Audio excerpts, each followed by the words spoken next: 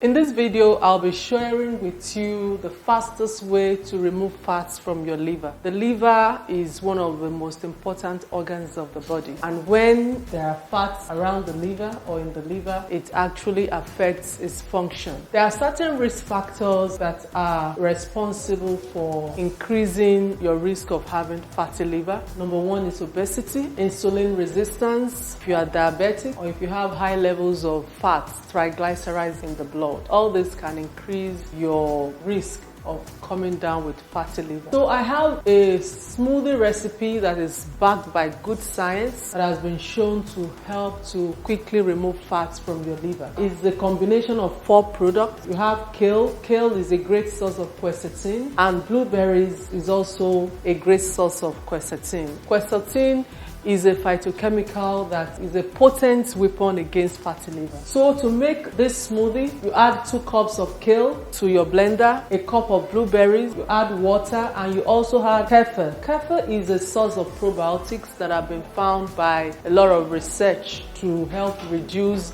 inflammation around the liver.